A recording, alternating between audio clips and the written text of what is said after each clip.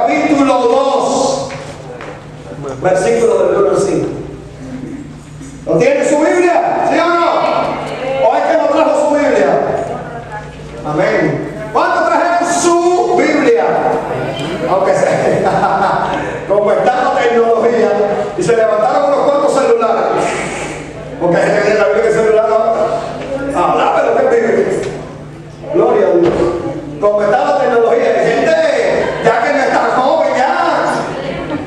No, pero yo sí. No, que no, claro que sí, es palabra de Dios igual. Es otra manera. Digital, no es escrita, pero tenemos la misma Biblia, ¿verdad? Se durmió muy pequeño. Gloria a Dios. Ya tenemos la seguridad de que no se va a ningún copetazo, ¿verdad? Gloria a Dios. Primera de Corintios, capítulo 2, del 1 al 5. ¿Estamos listos para leer la palabra del Señor? Leemos la palabra. En el nombre del Padre, del Hijo y del Espíritu Santo. Amén. Así que, hermanos, cuando fui a vosotros para anunciaros el testimonio de Dios, no fui con excelencia de palabras o de sabiduría, pues me propuse no saber entre vosotros cosa alguna, sino a Jesucristo y a este crucificado. Y estuve entre vosotros con debilidad y mucho temor y temblor. Y ni mi palabra ni mi predicación fue con palabras persuasivas de humana sabiduría, sino con demostración del Espíritu y de poder, para que vuestra fe no esté fundada en la sabiduría de los hombres, sino en qué? ¿Sino en qué? En el poder de Dios. Padre, te alabo por tu palabra. Te ruego que en este momento, a través de ella, tú hables a nuestra vida. Haz lo que tú quieras, Señor. Lo que quieras hacer en nuestros corazones, tienes la libertad. Pero hoy no nos dejes salir de aquí sin haber recibido tu palabra y tu bendición en medio nuestro. En tus manos me pongo, Padre. Humilde. Úsame para tu gloria. Amén. Quiero de alguna manera dar continuidad al mensaje de la palabra que Dios me dio para compartir con ustedes la semana pasada. Hablábamos la semana pasada del Dios que hace cosas. Nadie se fue. Asombrosas. Recuerden que esa fue la palabra que usé. Porque Dios hace cosas asombrosas, ¿sí o no? En esta mañana te quiero preguntar, de todo lo que usted ve aquí o hace aquí en la casa de Dios, ¿qué es lo que más a usted le gusta? La alabanza, la oración. ¿Qué es lo que más le gusta? El mensaje. Pero dígame una, no me diga todo. Hacer una pregunta siempre ir al modo, una específica. La predicación del pastor, dale gloria al Señor. ¿Qué más? De todo lo que usted ve y hace aquí, ¿qué es lo que más le gusta? Sentir la presencia. Sentir la presencia. Sentir la presencia de Dios. Recibir la bendición de Dios en nuestra vida. Algo más. Servir a Dios. ¿Quién lo dijo? Servir. Allá mi hermana dice servir a Dios. Específicamente en ese puesto donde Dios te da. Sí, porque está sembrando una cosa aquí. Gloria a Dios. Y dice lo mismo está en la puerta, usted va aquí avanzando para el Señor. Aleluya. ¿Y cuándo viene esa danza, por cierto? Pronto. Gloria a Dios. Pronto. ¿Dónde estaba Nelly? ¿Se me fue a regalar? No. Está gustando. Gloria a Dios. ¿Qué más? Leer la palabra. Recibir al Espíritu Santo, la confraternidad entre nosotros. Qué lástima que nadie me haya dicho, y eso es un síntoma muy interesante. Gloria a Dios. Eso está bueno. Qué lástima que nadie me haya dicho, pastor, a mí me encanta orar. Porque hace falta. Todo, no, hermana, ya le dije que sea específica. Qué lástima que nadie me haya dicho. Y siento que hay algunas personas que les gusta esto, pero es raro que no me lo hayan dicho.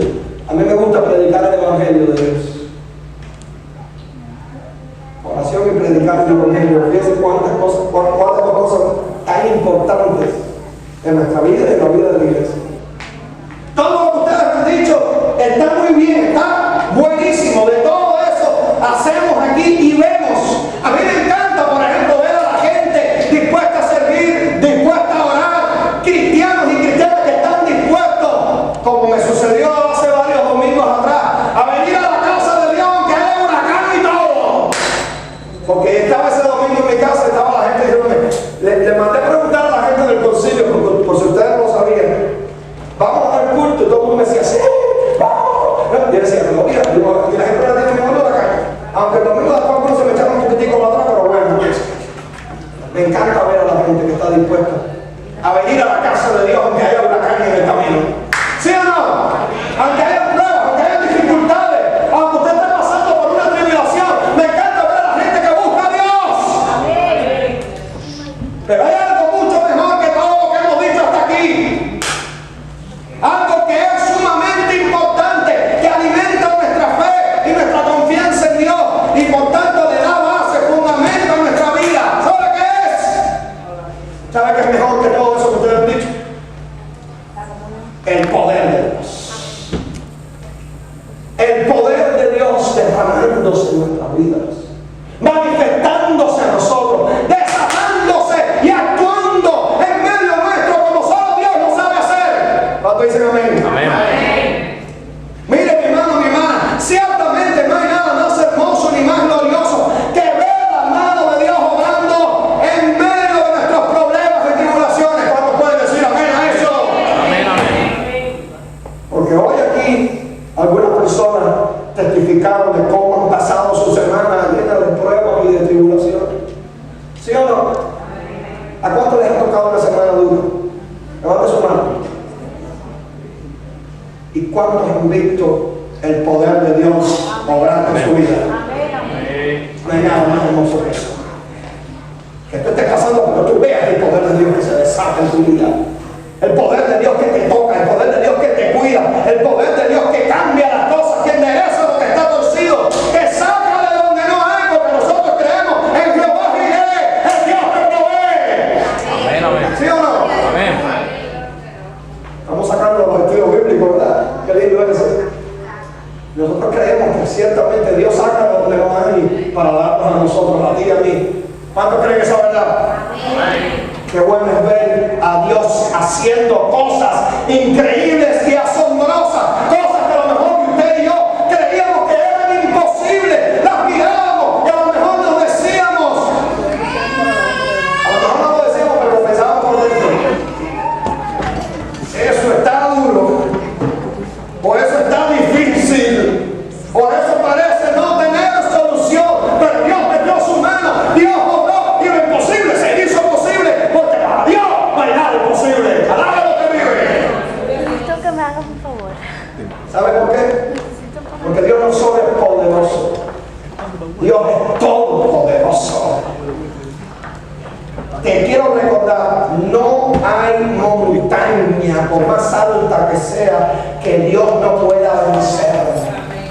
No hay gigante, por fuerte o invencible que parezca, que Dios no pueda derrotar. No existe nadie, por muy perdido o hundido en el pecado y la suciedad que esté, que la mano de Dios no pueda alcanzar y rescatar para gloria de su nombre. Amén, amén. No existe nada que la sangre de Cristo no pueda limpiar. Amén. Y el poder de Dios no pueda transformar nada. Amén, amén. Dime, ¿has conocido ese poder de Dios? Amén. ¿Lo has visto actuando en tu vida? ¿En tu corazón? ¿En tus problemas? ¿En tus circunstancias? ¿Sí o no? Amén. Escúcheme. Toda la Biblia habla, pone de manifiesto cuán grande es el poder de Dios. Yo solo le voy a recordar uno de los hechos que aparecen. Hay tantos hechos que estaríamos aquí hasta la semana que viene. Pero Dios puso en mi corazón para compartir algo que encontramos en el libro de Segunda de Reyes, capítulo 6, versículo 8 en adelante. Segunda de Reyes, capítulo 6, versículo 8 en adelante. Dice que el rey de Siria, y mire qué problema tiene Siria en este momento, en este mundo actual. Así que fíjense cuán vigente están las cosas de la palabra de Dios. Dice que el rey de Siria salió a pelear contra el pueblo de Dios. Pero hasta los siervos del rey le decían que mientras el profeta Eliseo estuviera con el ejército de Israel, no podrían vencerlos. Porque todo lo que el rey de Siria, escuche esto, para que usted vea cuán grande es Dios. Todo lo que el rey de Siria hablaba en secreto con sus generales y con la gente de su ejército, el Señor se lo revelaba a Eliseo donde quiera que él estuviera.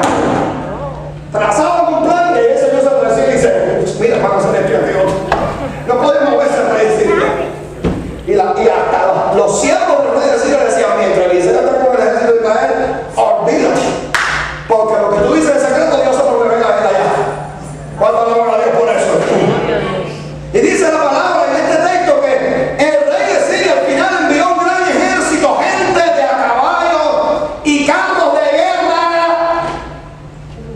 ¿Sabe para qué?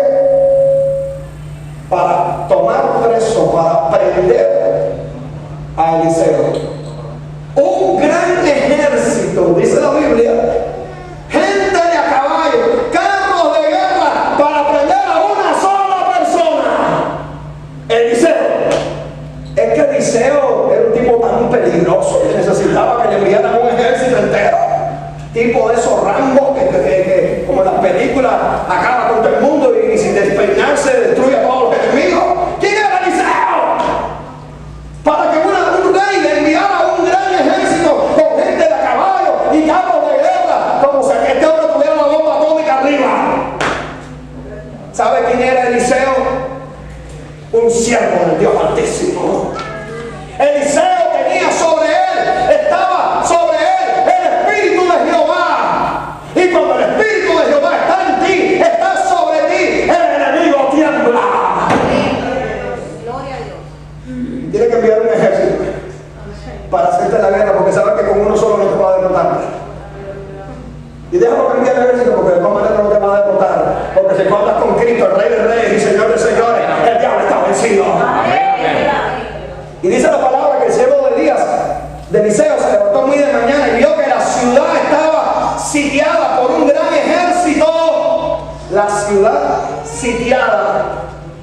Y vino corriendo a donde estaba Eliseo diciéndole: ah, Señor mío, ¿qué haremos? ¿Creen ustedes que así se lo digo? En este tono que acabo yo de poner. No, pero la Biblia dice que lo dijo con miedo. ¿Cómo imaginamos a este hombre que se levanta? Recuerden que las ciudades estaban siempre amuralladas. Por eso que se le ponía sitio a la ciudad. Cuando se le ponía sitio a la ciudad, nadie podía entrar ni salir, ¿verdad? Me imagino que este hombre se asoma y ve la ciudad sitiada por un gran ejército. ¿Cómo habrá venido este hombre a donde estaba Eliseo para decirle esta palabra? Con miedo: Señor mío, ¿qué haremos? Temblando. Probablemente vino temblando, porque delante de él había un tremendo ejército dispuesto a acabar con la ciudad, destruirlo todo. Y quiero que oigan ahora la respuesta que Eliseo le dio a su siervo. Dice el versículo 16: no tengas miedo. Mira lo primero que le dice: no tengas miedo. No sé por qué yo siento que estas palabras son para algunos de nosotros hoy. Que a lo mejor vemos nuestra vida sitiada por el enemigo. Y el Señor nos dice, como dice esta palabra: no tengas miedo, porque más son los que están con nosotros que los que están con ellos. ¡Aleluya! ¡Gloria a Dios! No tengan miedo, porque aquí hay una gente con los que están allá afuera. Amén. Y a lo mejor te siempre miraba y decía: ¿dónde está? Porque no lo veo. Pero Eliseo estaba mirando no con los ojos físicos, sino con ojos espirituales. Eliseo sabía que allí con ellos había una multitud de huestes celestiales. Había una multitud de huestes de ángeles que los protegían y que los cuidaban y que estaban allí para ayudarlos y pelear por ellos. ¡Alaba lo que vive! Y dice que Eliseo oró por sus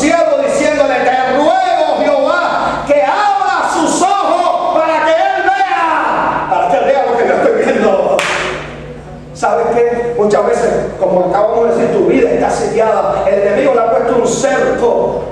Pero tú no estás viendo que más es el que está contigo que el que está en el mundo. El enemigo te ha cegado para que tú no te des cuenta de que hay una multitud de ángeles de Dios que guardan tu vida, que están ahí para pelear por ti, que el Espíritu de Jehová acampa alrededor de los que le temen y los defiende. Eso es lo que dice la palabra de Dios y yo la creo. Ruego que abra sus ojos para que vea. ¿Cuántas veces el Señor tiene que abrir nuestros ojos para que podamos ver lo que con nuestros ojos físicos no ven? Tantas veces. Y nos dejamos guiar por lo que ven nuestros ojos, cuando hay una realidad mucho mayor que esta realidad material que nos rodea. Hay una realidad espiritual. Y esa realidad espiritual, la Biblia la declara una y otra vez. Que si Dios está contigo, ¿quién contra ti? Aleluya. Que aunque, decía David, aunque un ejército acampe contra mí, no temerá mi corazón. Yo estaré confiado, porque sé que tengo un Dios que pelea por mí y con él hay victoria. Amén, amén. Ojalá Dios te haga abrir los ojos hoy, para que tú también veas, como le dijo Eliseo, como oró Eliseo por su siervo en aquel momento. Bendito sea el nombre del Señor. Y dice la palabra que entonces Jehová abrió los ojos de aquel siervo, y aquel siervo pudo ver. ¿Y qué vio? Dice que el monte estaba lleno de gente de a caballo y carros de fuego alrededor de Eliseo. Amén, amén. ¿De dónde salió el ejército de Dios? Amén. Había un ejército de Dios rodeando la vida de Eliseo. Mire, no hay que buscarle ni vueltas ni explicaciones lógicas racionales. Aquel ejército eran ángeles enviados por Dios para proteger a su siervo. Amén. Como Dios también rodea tu vida y la mía para protegerle. Y dice el versículo 18 que luego que los sirios descendieron a él, oró Eliseo a Jehová y dijo: te ruego que hieras con ceguera a esta gente. Mire las armas de Dios, no fue que los mate, que acabe con ellos, y él los consiguió. Y al instante cayó una ceguera sobre todo el ejército sirio, que nadie podía ver ni el que estaba a su lado, y se tuvieron que retirar de aquel lugar. Aquel día Dios le dio a Eliseo una tremenda victoria. Amén, amén. Porque aquel gran ejército que había rodeado la ciudad, como mismo vino, también se fue. Dele gloria a Cristo, porque eso es lo que hace el poder de Dios. Wow, sea Dios. Ese Dios es también tu Dios y mi Dios. Amén, amén. Él no ha cambiado, ¿sabes? Amén. Los tiempos pueden que haya cambiado, pero Dios no ha cambiado. Es el Dios que a ti también te puede proteger, te puede librar. El Dios que te puede dar la victoria, el Dios que te puede perdonar, el Dios que te puede transformar y hacer de ti una nueva criatura. Es el Dios que te puede levantar del polvo, que te puede liberar y sacar de ti toda obra de las tinieblas. ¡Oh, demonios! En nombre de Jesús. Este Dios es también tu Dios y mi Dios. Por eso yo te digo en esta mañana, cuán hermoso es ver el poder de Dios desatado en nuestras vidas y a nuestro alrededor. Alábalo. Wow, sea. Te digo más, la Biblia dice claramente en este texto de 1 Corintios que leímos al principio, que nuestra fe tiene que estar fundada en el poder de Dios. Amén. Aleluya. Tu fe y mi fe tienen que ser alimentadas, tienen que ser afirmadas, tienen que ser cimentadas y establecidas en el poder de Dios. Eso es justamente lo que Pablo le dice a los corintios en este texto que leímos al principio. Escuchen, hermanos, cuando fui a vosotros para anunciaros el testimonio de Dios, no fui con excelencia de palabras o de sabiduría, porque no me propuse saber entre vosotros cosa alguna, sino a Jesucristo y a este crucificado. Y estuve entre vosotros con debilidad y mucho temor y temblor, y ni mi palabra ni mi predicación fue con palabras persuasivas de humana sabiduría, sino con demostración del Espíritu y de poder.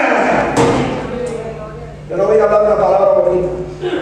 El Espíritu de Dios se manifestó con poder, para que nuestra fe no esté fundada en la sabiduría de los hombres, sino en qué, sino en el poder de Dios. Número uno, una vez más,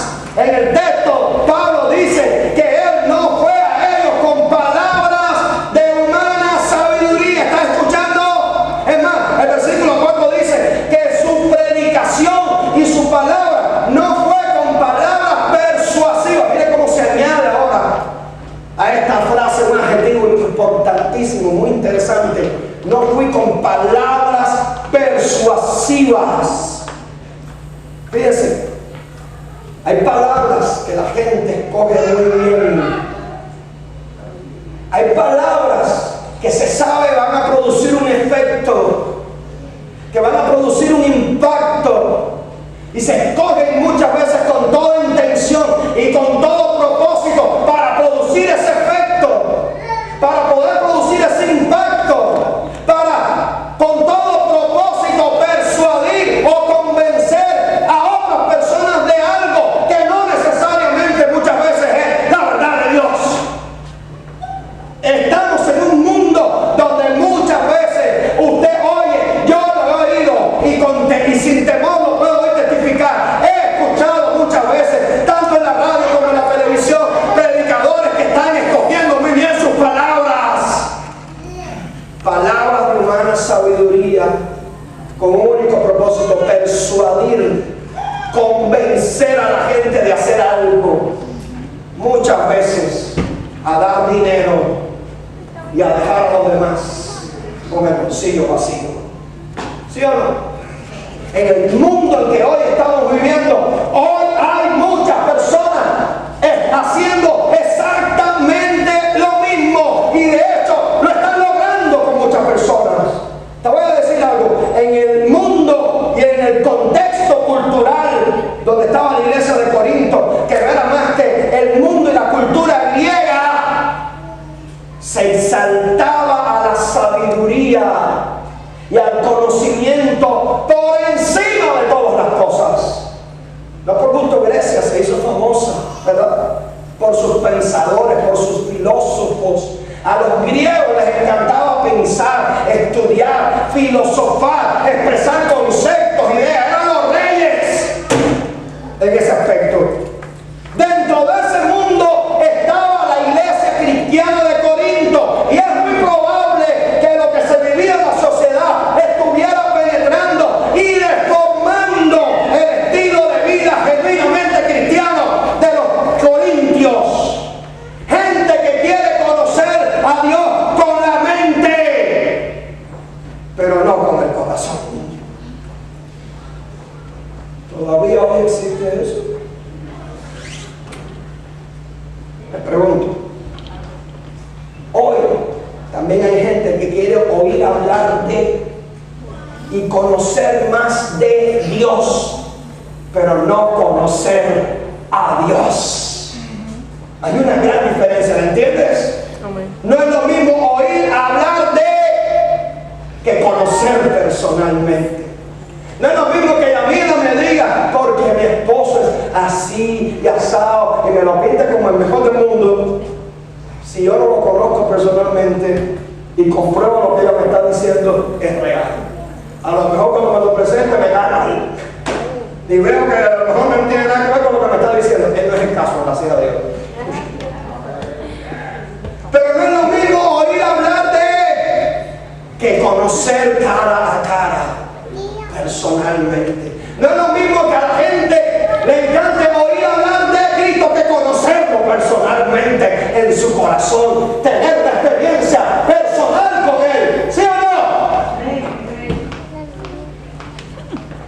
Hoy la gente quiere conocer de Dios muchas veces como una cuestión cultural, filosófica, de conocimiento intelectual.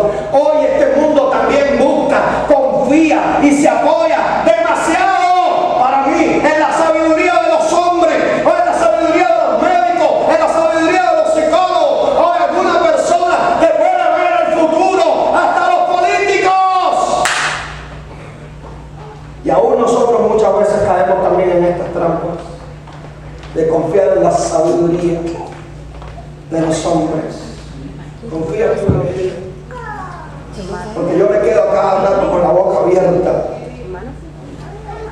de cómo, no la gente del mundo, de cómo hay gente que se dice cristiana buscando consejo o buscando orientación en la sabiduría de los hombres y no en Dios como debiera. Hay una aplicación, por ejemplo, en Facebook, prepárese, de para allá voy, para que sepan lo que estoy diciendo, en la que tú le das clic y te dice: en tu vida pasada tú fuiste, y te dice cualquier cosa. De lo mismo un gallo que la mujer de un senador o una sirvienta en Tailandia. Cualquier cosa. ¿Saben qué? Cada vez que un cristiano le da clic a algo como esto, está diciendo que cree en la reencarnación, que es lo que está detrás de todo esto. En que si tú fuiste, ahora eres y después serás. Eso es la reencarnación. En algo que no está en la Biblia. De ninguna manera. Porque hay una sola vida por la cual tú y yo tenemos que rendirle cuentas a Dios. Y por eso tenemos que vivirla y usarla sabiamente. ¿Qué tienes que estar tú sabiendo que fuiste y que ahora eres o vas a saber? ¿Y para qué hablar de los que van al horóscopo chino, japonés o malayo? No importa, cualquiera de ellos me da igual. Y cuando le preguntan muchas veces a la gente de este mundo, ay, ¿y de qué signo tú eres? Yo oí los cristianos que dicen, pues yo soy Sagitario. Como Federico Rodríguez.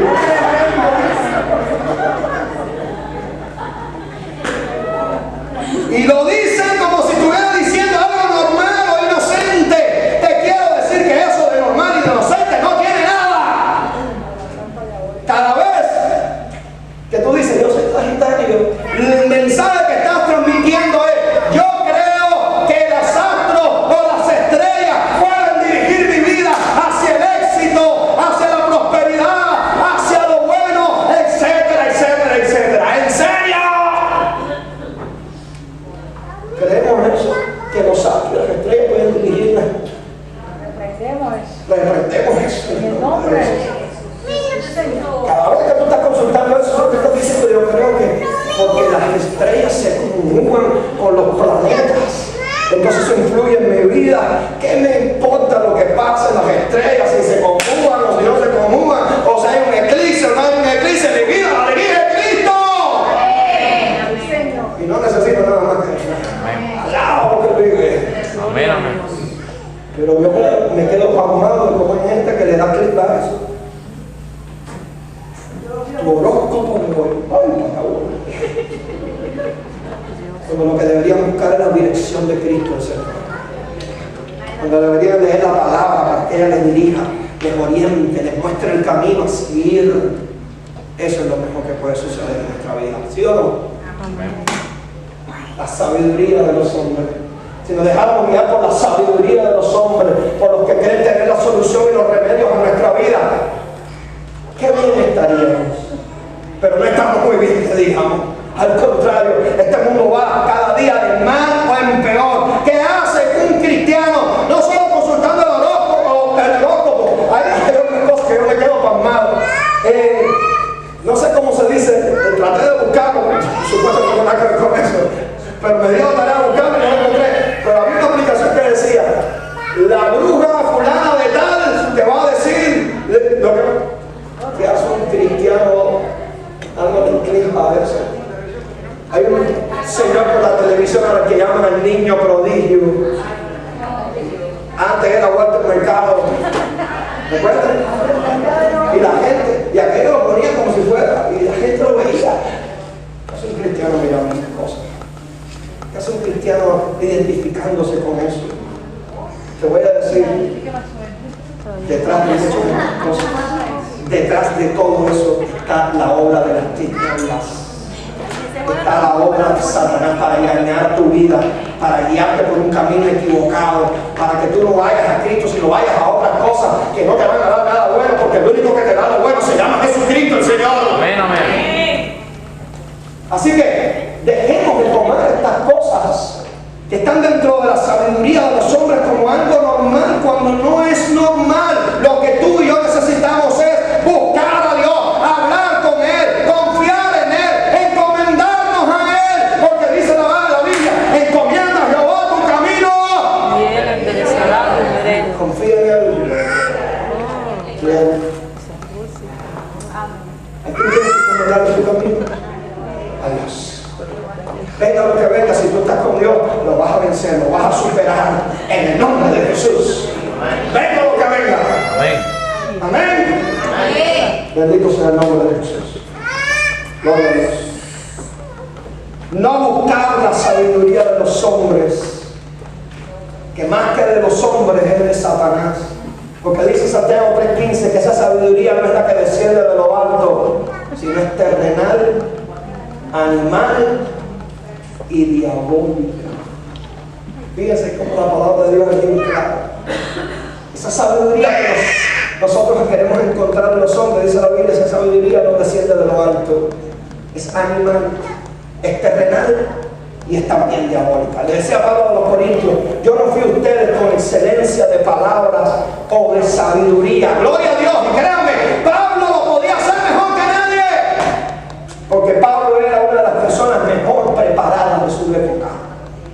Pero él no fue allí a Corinto a hablar bien o a hablar bonito. Él no fue a ese lugar para hablarles con palabras novedosas, con palabras rebuscadas o atractivas. Él no fue allí para hacerse el bárbaro.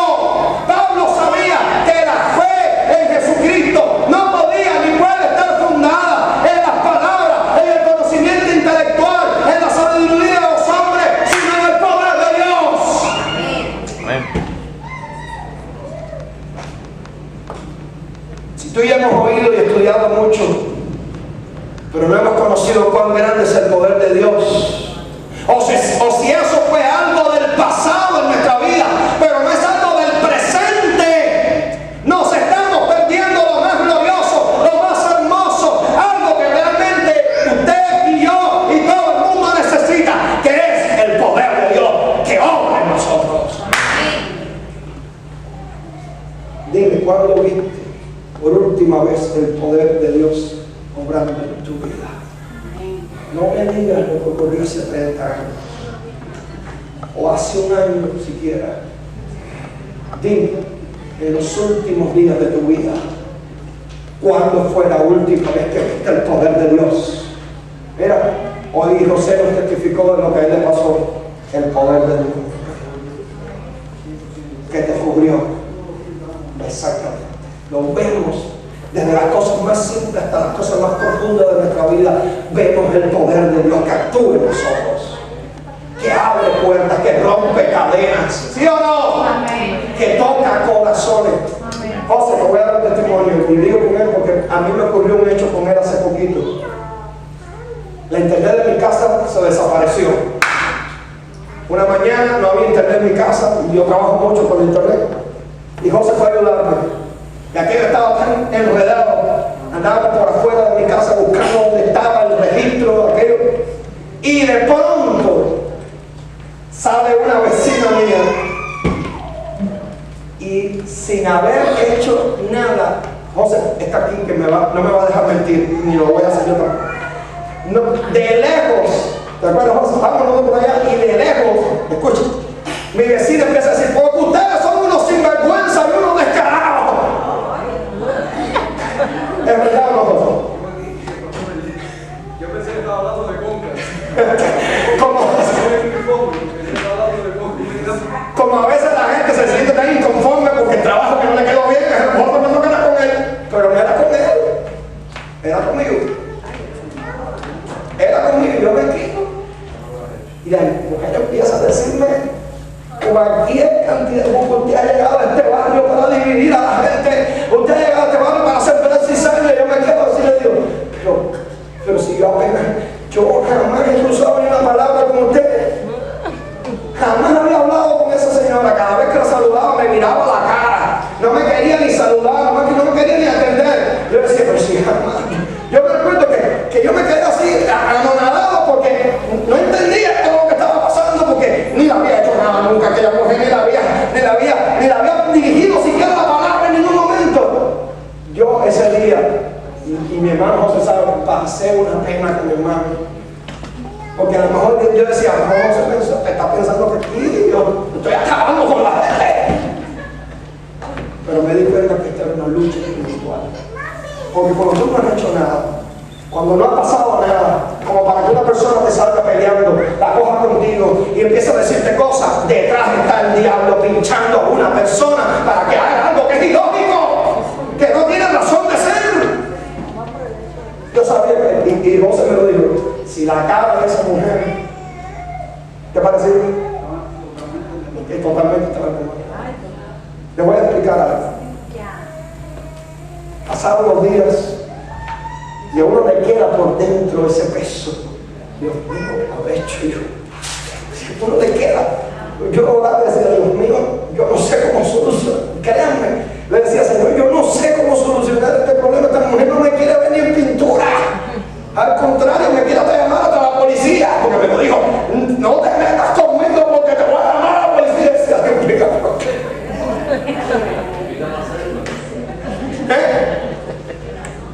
Sin razón, créeme. Y yo de verdad que no sabía cómo enfrentar esta situación y resolver el problema. Y lo único que le decía, Señor, ilumíname. Algo pasó que yo no supe. Y que le voy a decir a mi suegra que les cuente qué pasó. Cuéntenme. Para que ustedes vean cómo Dios obra más allá de nosotros. Como cuando Él desata su poder, Él empieza a hacer cosas que ni tú ni yo a veces sabemos, pero Él está ahí haciéndolas hasta que se revela. Mírate para acá, mi hermano, para que vean tu cara bonita.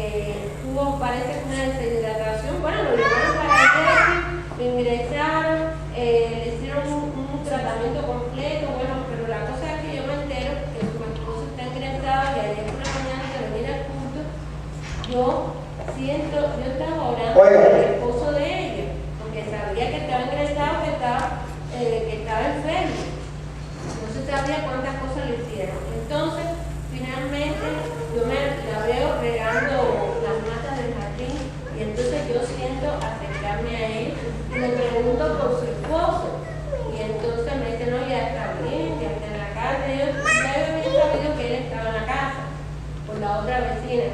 Entonces me empieza a explicar y de pronto me empieza a explicar todo el proceso que le... No voy a explicar aquí ahora, no importa, vaya a mirar. Lo que tiene que cuidarse, bueno, pero al final lo importante es que ella me mira así y me dice, hermana, me da mucha... No te dijo hermana, pero bueno. Señora. Compañero. Es colombiana. El esposo cubano me dice, me da mucha pena todo lo que pasó el otro día con su esposo. No, mi esposo no es nada. Dios mío, nada más.